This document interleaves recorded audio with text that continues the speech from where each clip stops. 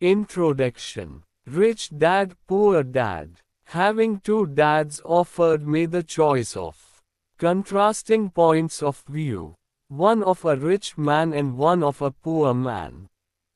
I had two fathers, a rich one and a poor one. One was highly educated and intelligent. He had a PhD and completed 4 years of undergraduate work in less than 2 years. He then went on to Stanford University, the University of Chicago, and Northwestern University to do his advanced studies, all on full financial scholarships. The other father never finished the 8th grade.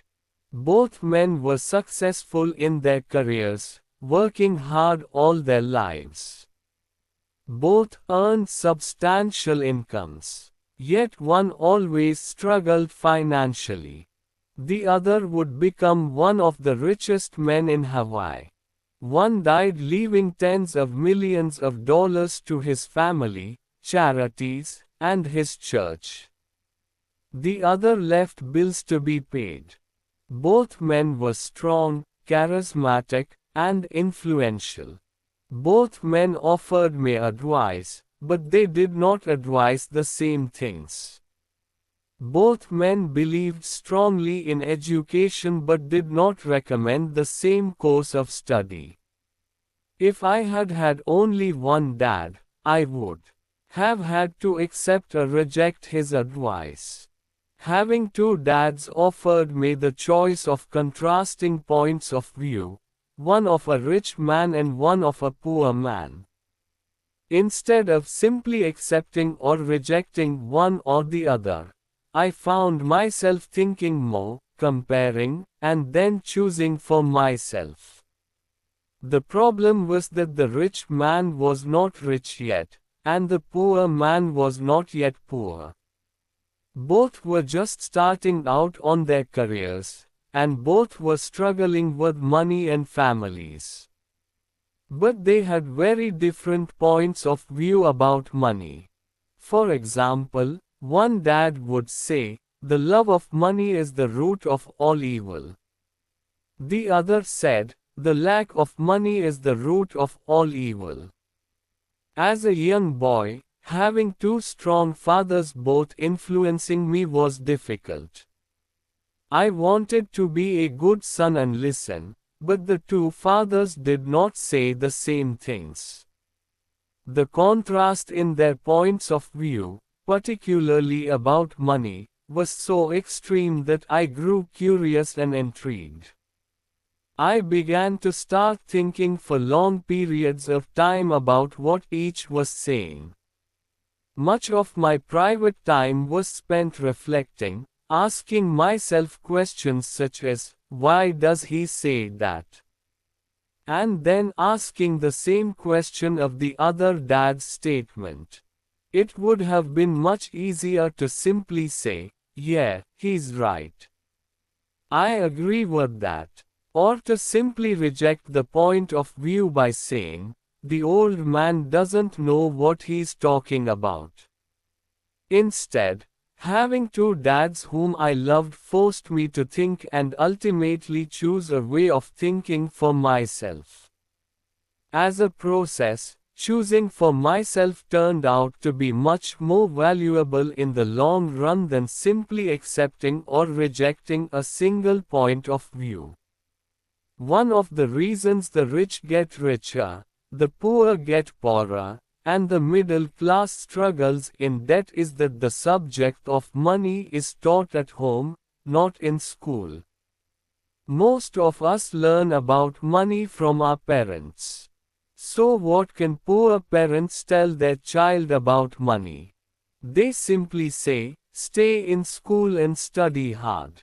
The child may graduate with excellent grades, but with a poor person's financial programming and mindset. Sadly, money is not taught in schools. Schools focus on scholastic and professional skills, but not on financial skills. This explains how smart bankers, doctors, and accountants who earned excellent grades may struggle financially all of their lives. Our staggering national debt is due in large part to highly educated politicians and government officials making financial decisions with little or no training in the subject of money. Today I often wonder what will soon happen when we have millions of people who need financial and medical assistance. They will be dependent upon their families or the government for financial support. What will happen when Medicare and Social Security run out of money? How will a nation survive if teaching children about money continues to be left to parents, most of whom will be, or already are, poor? Because I had two influential fathers, I learned from both of them. I had to think about each dad's advice, and in doing so, I gained valuable insight into the power and effect of one's thoughts on one's life. For example, one dad had a habit of saying, "I can't afford it." The other dad forbade those words to be used. He insisted I ask, "How can I afford it?" One is a statement, and the other is a question. One lets you off the hook, and the other forces you to think. My soon-to-be rich dad would explain that by automatically saying the words, "I can't afford it," your brain stops working. By asking the question, "How can I afford it?" your brain is put to work. He did not mean that you should buy everything you want. He was fanatical about exercising your mind, the most powerful computer in the world. He'd say, "My brain gets stronger every day because I exercise it. The stronger it gets, the more money I can make." He believed that automatically saying, "I can't afford it," was a sign of mental laziness. Although both dads worked hard, I noticed that one dad had a habit of putting his brain to sleep when it came to finances, and the other had a habit of exercising his brain. The long-term result was that one dad grew stronger financially, and the other grew weaker. It is not much different from a person who goes to the gym to exercise on a regular basis versus someone who sits on the couch watching television. Proper physical exercise increases your chances for health, and proper mental exercise increases your chances for wealth. My two dads had opposing attitudes, and that affected the way they thought. One dad thought that the rich should pay more in taxes to take care of those less fortunate. The other said, "Taxes punish those who produce and reward those who don't produce." One dad recommended, "Study hard so you can find a good company to work for." The other recommended, "Study hard so you can find a good company to buy." One dad said, "The reason I'm not rich is because I have your kids." The other said, "The reason I must be rich is because I have your kids." One encouraged talking about money and business at the dinner table, while the other forbade the subject of money to be discussed over a meal. One said, "When it comes to money, play it safe. Don't take risks." The other said, "Learn to manage risk." One believed, "Our home is our largest investment and our greatest asset." The other believed, "My house is a liability, and if your house is your largest investment, you are in trouble." Both dads paid their bills on time, yet one paid his bills first while the other paid his bills last. One dad believed in a company or the government taking care of you and your needs. He was always concerned about pay raises, retirement plans, medical benefits, sick leave, vacation days, and other perks.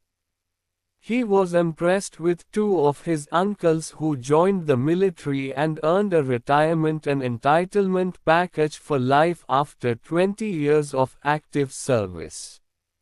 He loved the idea of medical benefits and PX privileges the military provided its retirees. He also loved the tenure system available through the university. The idea of job protection for life and job benefits seemed more important, at times, than the job. He would often say, "I've worked hard for the government, and I'm entitled to these benefits."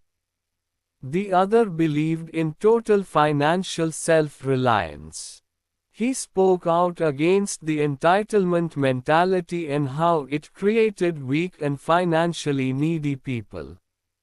He was emphatic about being financially competent. One dad struggled to save a few dollars.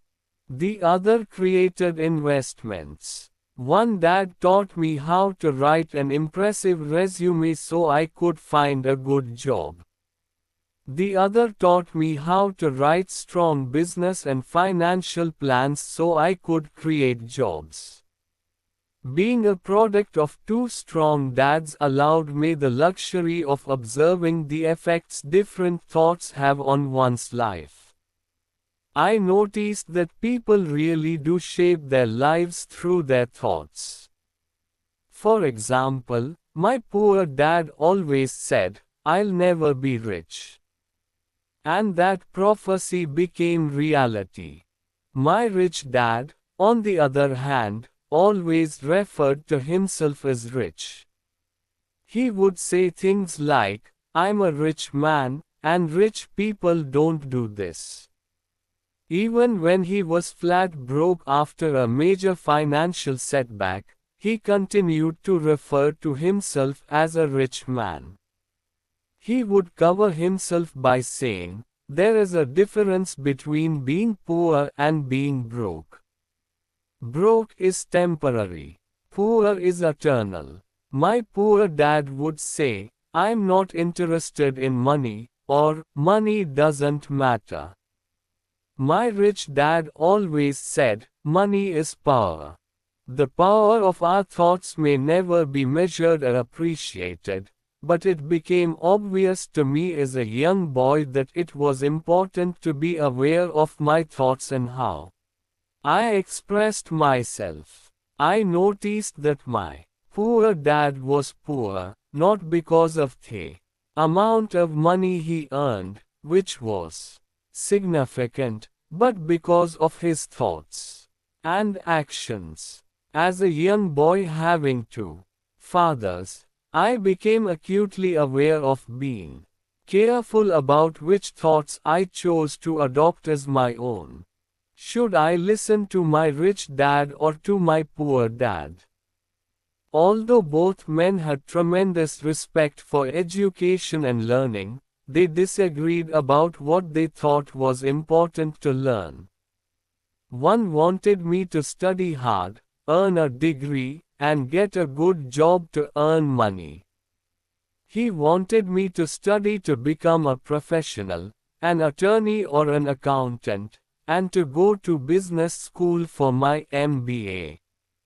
The other encouraged me to study to be rich, to understand how money works, and to learn how to have it work for me. "I don't work for money," were words he would repeat over and over. "Money works for me." At the age of 9, I decided to listen to and learn from my rich dad about money. In doing so, I chose not to listen to my poor dad, even though he was the one with all the college degrees. There is a difference between being poor and being broke. Broke is temporary. Poor is eternal.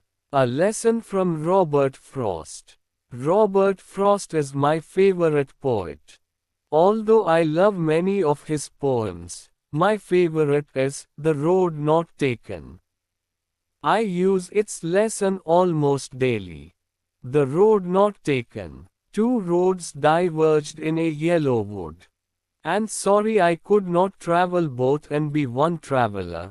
Long I stood and looked down one as far as I could to where it bent in the undergrowth. Then took the other, as just as fair, and having perhaps the better claim, because it was grassy and wanted wear. Though as for that the passing there had warned them really about the same, and both that morning equally lay in leaves no step had trodden black. Oh, I kept the first for another day. Yet knowing how way leads on to way, I doubted if I should ever come back. I shall be telling this with a sigh somewhere ages and ages hence. Two roads diverged in a wood, and I took the one less traveled by, and that has made all the difference. And that has made all the difference. Over the years, I have often reflected upon Robert Frost's poem. Choosing not to listen to my highly educated dad's advice and attitude about money was a painful decision, but it was a decision that shaped the rest of my life. Once I made up my mind about whom to listen to, my education about money began. My rich dad taught me over a period of 30 years until I was 39 years old. He stopped once he realized that I knew and fully understood what he had been trying to drum into my often thick skull. Money is one form of power. But what is more powerful is financial education. Money comes and goes, but if you have the education about how money works, you gain power over it and can begin building wealth. The reason positive thinking alone does not work is because most people went to school and never learned how money works, so they spend their lives working for money. Because I was only 9 years old when I started, the lessons my rich dad taught me were simple. And when it was all said and done, there were only 6 main lessons, repeated over 30 years. This book is about those 6 lessons, put as simply as possible, just as simply as my rich dad put forth those lessons to me. The lessons are meant not to be answers, but guideposts that will assist you and your children to grow wealthier no matter what happens in a world of increasing change and uncertainty. Chapter 1. Lesson 1. The rich don't work for money. The poor and the middle class work for money. The rich have money work for them. Dad, can you tell me how to get rich? My dad put down the evening paper. Why do you want to get rich, son? Because today Jimmy's mom drove up in their new Cadillac, and they were going to their beach house for the weekend. He took 3 of his friends, but Mike and I weren't invited. They told us we weren't invited because we were poor kids. They did. My dad asked incredulously. Yeah, they did, I replied in a hurt tone. My dad silently shook his head, pushed his glasses up the bridge of his nose, and went back to reading the paper. I stood waiting for an answer. The year was 1956. I was 9 years old. By some twist of fate, I attended the same public school where the rich people sent their kids. We were primarily a sugar plantation town. The managers of the plantation and the other affluent people, such as doctors, business owners, and bankers, sent their children to this elementary school. After grade 6, their children were generally sent off to private schools. Because my family lived on one side of the street, I went to the school. Had I lived on the other side of the street, I would have gone to a different school with kids from families more like mine. After grade 6, these kids and I would go on to the public intermediate and high school. There was no private school for them or for me. My dad finally put down the paper. I could tell he was thinking. Well, son, he began slowly. If you want to be rich, you have to learn to make money. How do I make money? I asked. Well, use your head, son, he said, smiling.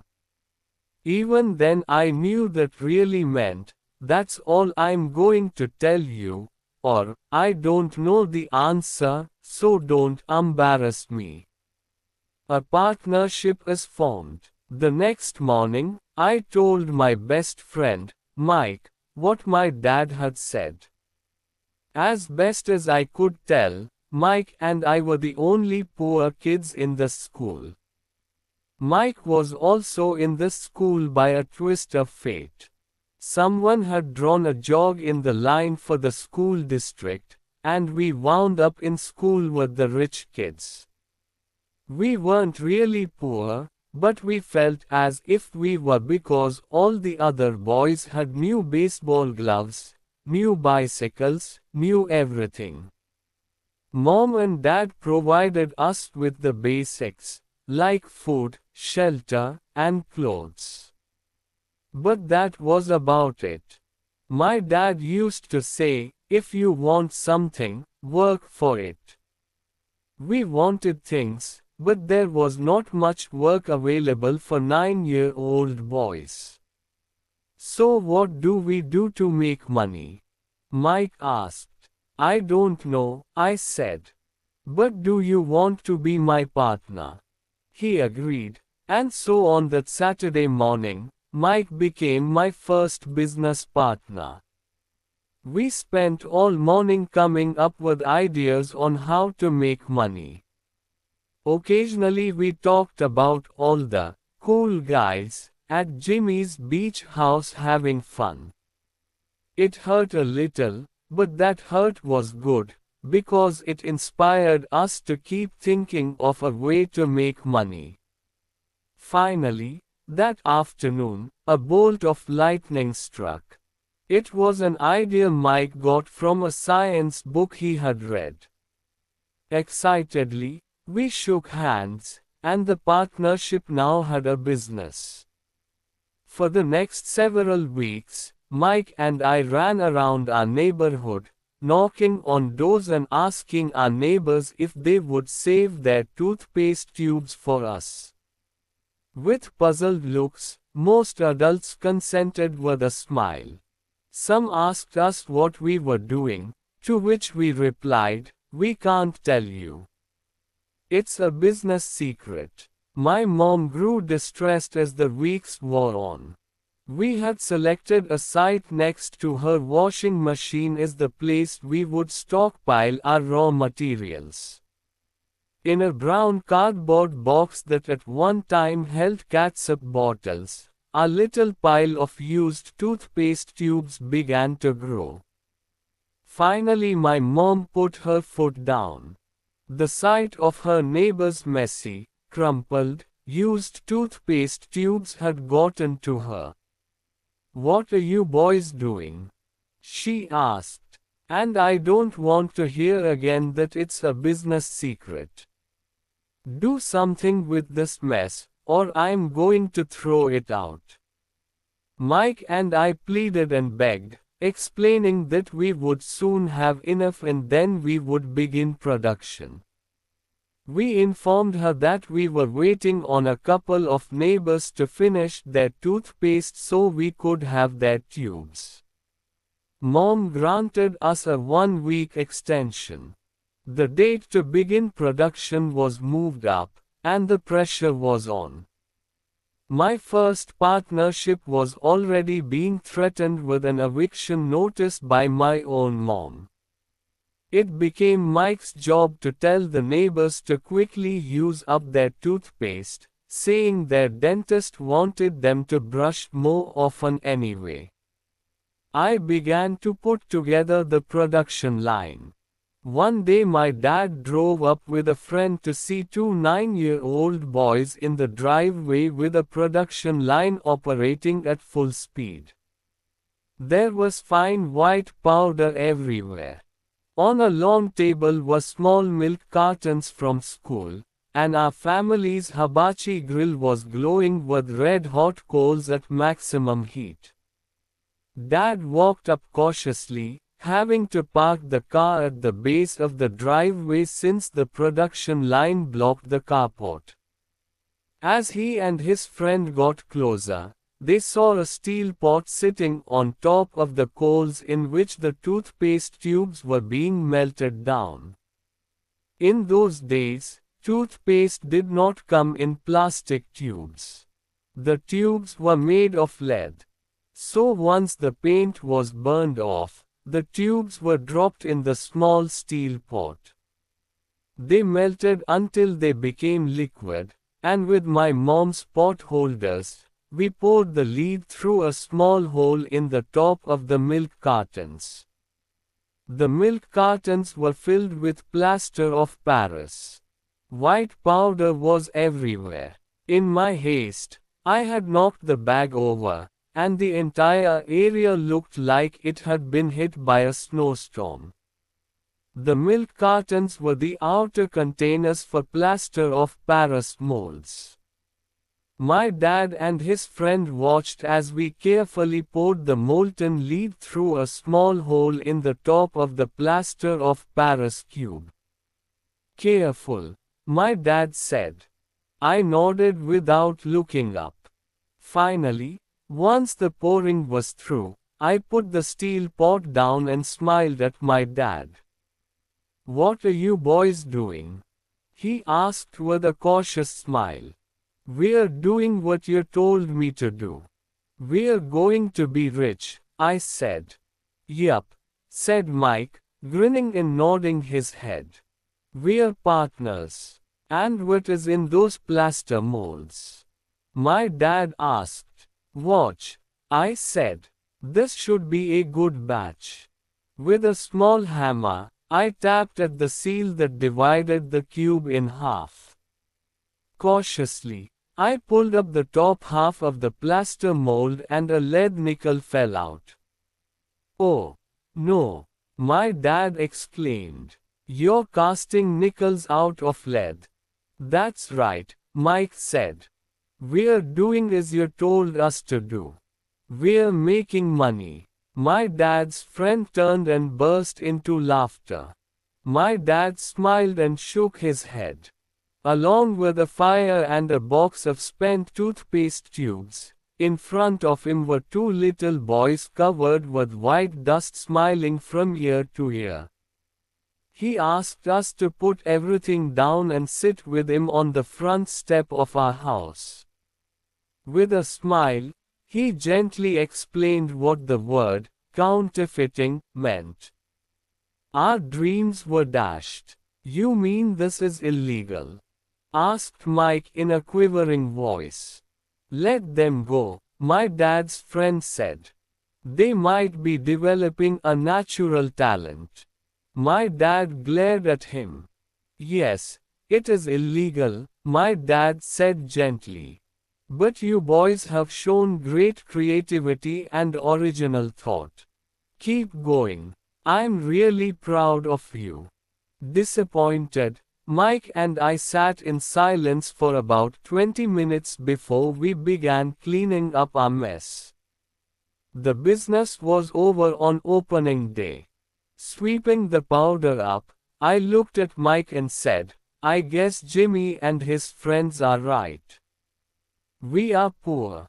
My father was just leaving as I said that. "Boys," he said, "you are only poor if you give up. The most important thing is that you did something. Most people only talk and dream of getting rich. You've done something. I'm very proud of the two of you." I will say it again, keep going. Don't quit. Mike and I stood there in silence. They were nice words, but we still did not know what to do. So how come you're not rich, Dad? I asked. Because I chose to be a school teacher. School teachers really don't think about being rich. We just like to teach. I wish I could help you, but I really don't know how to make money. Mike and I turned and continued our cleanup. I know, said my dad. If you boys want to learn how to be rich, don't ask me. Talk to your dad, Mike. My dad asked Mike with a scrunched up face. Yeah, your dad, repeated my dad with a smile. Your dad and I have the same banker, and he raves about your father. He's told me several times that your father is brilliant when it comes to making money. My dad, Mike asked again in disbelief. Then how come we don't have a nice car and a nice house like the rich kids at school? A nice car and a nice house don't necessarily mean you're rich or you know how to make money, my dad replied. Jimmy's dad works for the sugar plantation. He's not much different from me. He works for a company, and I work for the government. The company buys the car for him. The sugar company is in financial trouble, and Jimmy's dad may soon have nothing. Your dad is different, Mike. He seems to be building an empire, and I suspect in a few years he will be a very rich man. With that, Mike and I got excited again.